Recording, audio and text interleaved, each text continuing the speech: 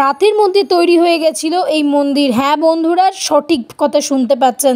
এই মন্দিরের এক অলৌকিক অদ্ভুত ঘটনা যা আপনাদের সাথে শেয়ার করতে চলেছি। এই মন্দিরটি বর্ধমান জেলায় অবস্থিত এবং দশভূজা নামে এই মন্দিরটি প্রতিষ্ঠিত এবং এই মন্দির এক রাতের মধ্যে তৈরি হয়ে গেছিল। এই মন্দিরের গল্প আজ আপনাদের সাথে শেয়ার করব। সম্পূর্ণ ভিডিও দেখুন। এখানে মায়ের দরজা খোলা হচ্ছে, আমরা মায়ের গর্ভগৃহে প্রবেশ করব, গিয়ে দেখব মায়ের রূপ। আর এই রূপ দেখার জন্য আমাদের মন ব্যাকুল হয়ে উঠেছে। ভেতরে যখন প্রবেশ করলাম সত্যিই গায়ে কাঁটা দিয়ে উঠল মায়ের এই দশভূজার অপরূপ রূপ দেখে। এই মা অপূর্ব সুন্দরী এবং অপূর্ব রূপ মায়ের ফেটে পড়ছে। কি সুন্দর গায়ের রং, কি সুন্দর মাথার মুকুট। ওনার পুরোহিত দেখাচ্ছেন আমাদেরকে ঘুরিয়ে আরও অনেক কিছু। সম্পূর্ণ ভিডিও দেখতে চোখ রাখুন এই ভিডিওতে এবং সম্পূর্ণ ঘটনাটি, এই অলৌকিক ঘটনার মধ্যে কি লুকিয়ে আছে, এমন কি থাকতে পারে যার জন্য এতটা সাসপেন্স রেখেছিলাম আমি ভিডিওটা। দেখুন তাহলে সম্পূর্ণ ভিডিওটি আপনাদের সঙ্গে আমি তুলে ধরলাম। এই মন্দিরের আশেপাশের মানুষরা এখনও বলে নাকি এই মন্দিরের এই যে এক রাতের মধ্যে যে মন্দির হয়ে যাওয়া, সেই মন্দিরের সঙ্গে সঙ্গে এই গঙ্গাও গেড়ে উঠেছিল। চৈত্র মাসের একটি মাত্র দিনে এই সিংহাসন করে মাকে ঘোরানো হয়। মা অষ্টভূজা মানে দুর্গার রূপ।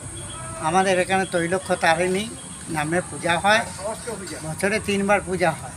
আষাঢ় নবমীতে পূজা হয়, আশ্বিন মাসে 15 থেকে 16 দিন পূজা হয়, আর চৈত্র মাসে 3 দিন রামনবমী উপলক্ষে। সপ্তমী, অষ্টমী, নবমী 3 দিন পূজা হয়। তাই এই মায়ের ইতিহাস আজ পর্যন্ত গ্রামের মানুষ কেউ বলতে পারে না। আপনা আপনি তৈরি, আপনা আপনি এসেছেন কি না উনিই জানেন, আমরা কেউ বলতে পারবো না। বা আমাদের বংশধর যারা ছিলেন গ্রামে তারাও কেউ বলেই যাননি, বা কোনো লিখিত প্রমাণকে মুখে মুখেও শ্রুতি এটা নাই। তো এই থেকে আমরা ধরে নিই উনি স্বয়ং সম্পূর্ণ নিজে নিজেই প্রতিষ্ঠিতা এবং আদি রূপে আমাদের। তারপর জমিদার দিকে স্বপ্নাদেশ দেন, জমিদার দিকে, এবং 4টে জমিদার এবং তখন রাজা, বর্ধমানের রাজা, ওই বর্ধমানের রাজা এসে ওকে খবর দিয়ে বসে বৈঠকে পূজার একটা বিধি তৈরি করেছে।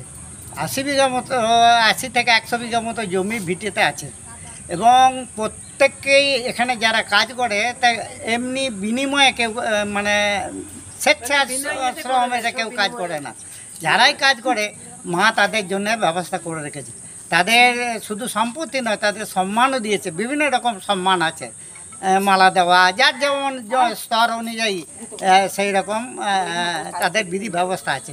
এবং পুজোর এমন সিস্টেম করে গেছেন, একজন যদি বন্ধ করে দেয় সমস্তটাই বন্ধ হয়ে যাবে।